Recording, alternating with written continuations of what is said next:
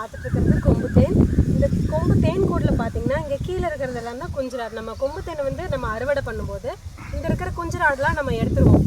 அதுக்கு அடுத்த பார்ட்டாக பார்த்தீங்கன்னா மகரந்தம். அதாவது ஒரு தேனி ஒரு பூவிலேருந்து ஃபஸ்ட்டு தேனை மட்டுமே கலெக்ட் பண்ணாது, அந்த மகரந்தத்தோடு எடுத்துகிட்டு வந்து தான் அதோட கூட்டில் சேர்த்து வைக்கும். இந்த மகரந்தத்தோடு நம்ம புழிஞ்சு கொடுக்கறனால தான் அந்த தேனுக்கு உண்டான தன்மை அப்படியே இருக்குது.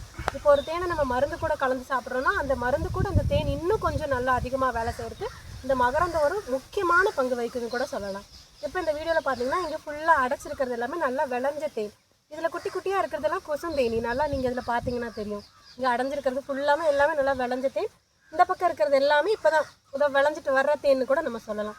இப்போ ஒரு குழந்தை இருக்காங்க, குட்டி வயசு குழந்தை இருக்காங்க, பேசுகிறதுக்கு கொஞ்சம் சிரமப்படுறாங்க, நாக்கு சரியாக பரலணும்னு சொல்லுவாங்க. அப்போ அவங்களுக்கு ரெகுலராக ஒரு ஒரு ஒரு சொட்டு தேன் நாக்கில் நம்ம வைக்கும்போது அவங்க அந்த உமிழ் நீரோட ஏன்னா தேனே குழந்தைக்கு யூஸ்ஃபுல்லாக விரும்பி சாப்பிடுவாங்க. அப்போ அந்த ஒரு ஒரு சொட்டு வைக்கும்போது அவங்க நல்லா அந்த உமிழ் நீரோடு சாப்பிடும்போது நல்லா பரலி அவங்களுக்கு நாக்கு வார்த்தைகள் பேச சரளமாக அவங்களுக்கு பேசுகிறதுக்கு தேன் கண்டிப்பாக நீங்கள் கொடுக்கலாம் தாராளமாக குழந்தைங்களுக்கு.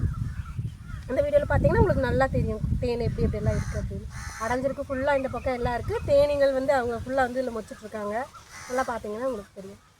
இப்படி இயற்கை முறையில் சேகரித்த மகரந்தத்தோடு கூடிய கொம்பு தேன் வேணும்னா கூப்பிடுங்க. குறிஞ்சி மண் வாசனை, திண்டுக்கல்.